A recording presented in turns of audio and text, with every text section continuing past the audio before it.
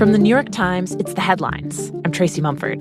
Today's Tuesday, October 29th. Here's what we're covering. U.S. intelligence officials, as well as tech companies and researchers, tell The Times that efforts by Russia, Iran, and China to interfere in the election are more sophisticated and harder to track than ever before.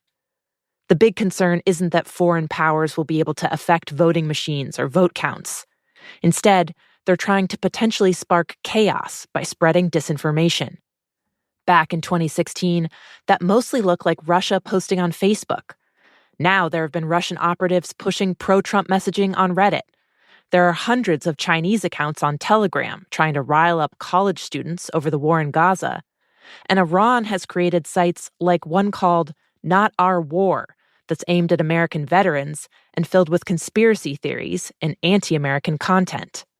Experts say the efforts this election year show a much more nuanced understanding of American politics, and they've been supercharged by the rise of AI, using tools like ChatGPT to churn out huge amounts of subtle, targeted propaganda.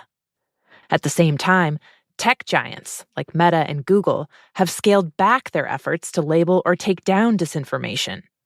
While each country trying to interfere in the election has its own specific aims, like Russia rooting for Trump or Iran pushing for Harris, experts say they all share a common goal: undermining American democracy.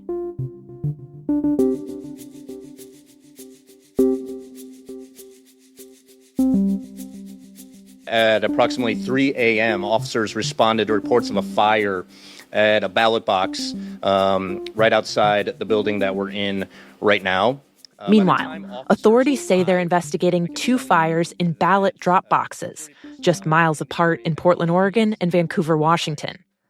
The fire at the Portland box was put out by a built-in extinguisher. But at the other box in Vancouver, hundreds of ballots may have been destroyed, and officials urged anyone who submitted their ballot there to contact the elections department to get a replacement. Please do not let today's incidents or anything that happens between now and Election Day to keep you from expressing yourself with your vote.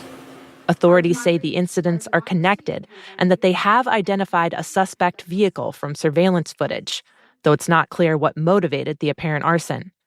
Earlier this year, the Department of Homeland Security specifically warned about potential arson attacks on ballot boxes.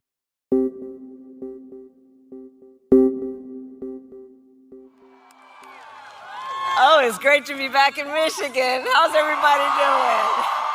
On the campaign trail, Kamala Harris made 3 stops in Michigan yesterday, racing across the battleground state to a factory in Saginaw, a union training facility near Detroit, and to Ann Arbor, where she and her running mate Tim Walz spoke to a crowd of supporters. And let me tell you something. As I travel our country, there is an overwhelming call for a fresh start.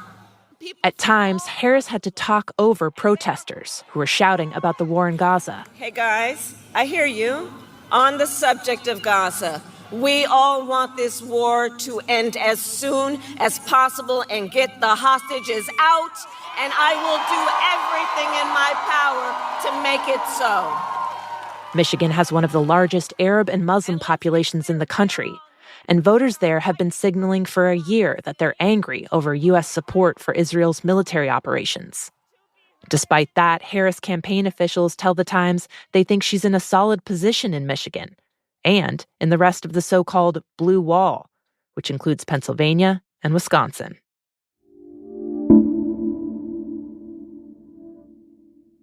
Ahead of the election, The Times has been looking at how Donald Trump's business dealings could create an ethical minefield if he's reelected.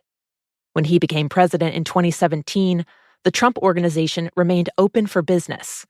Lobbyists, lawmakers, and foreign officials spent big money at his private clubs and at the Trump Hotel he owned just blocks from the White House. Trump did agree to some ethical constraints on his business while in office, the key one being that it would not do any new foreign deals. But this time around, Trump's not committing to that. We've asked his campaign whether or not they were willing to adopt something should he win, and they've not really answered the question. And we've asked his family business whether they would be willing to adopt something, and once again, they were non-committal as well. Times reporter Ben Protest has been looking at Trump's potential conflicts of interest. He says this year alone, the Trump Organization has struck real estate deals in Vietnam, Saudi Arabia, and the United Arab Emirates. These are countries that are central to American foreign policy. The country relies on many of these as crucial allies. And so you have this awkward tension potentially where they're not just foreign policy allies, but they're also allies of the president's family business. Another potential conflict, Trump recently unveiled a cryptocurrency venture, which could face oversight from federal regulators that Trump would be in charge of appointing. Combined with the foreign deals, Ben says that would likely make Trump the most conflicted president in U.S. history. Without the voluntary ethics guardrails, there's not a lot that can be done to curb his potential conflicts of interest. If he breaks the law, theoretically, and commits an act of bribery, then prosecutors could try to bring a case against him. But in the Supreme Court's immunity ruling this summer, they basically decided that presidents have broad immunity for official acts they took as president. So you do have a potential situation where there's not a whole lot of remedies to reining in this president.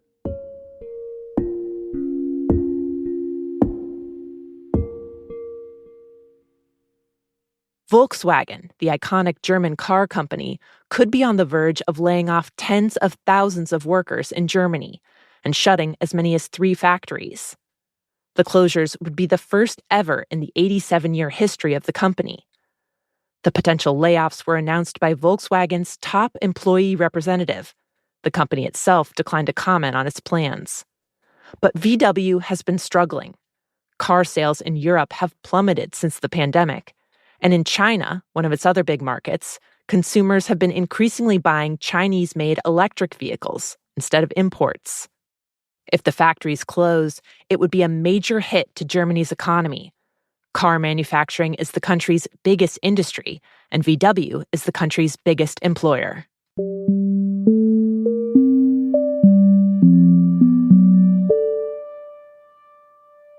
And finally, Alfred Hitchcock tried to warn us.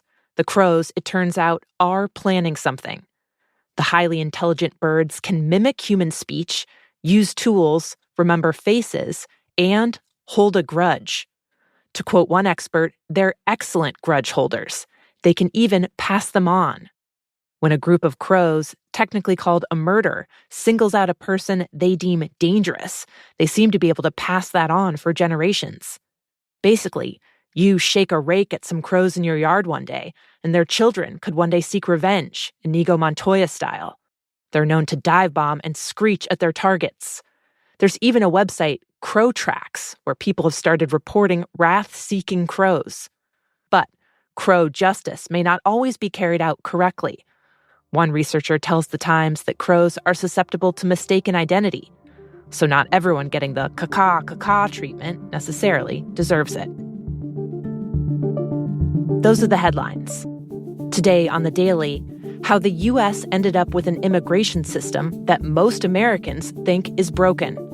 That's next in the New York Times audio app, or you can listen wherever you get your podcasts. I'm Tracy Mumford. We'll be back tomorrow.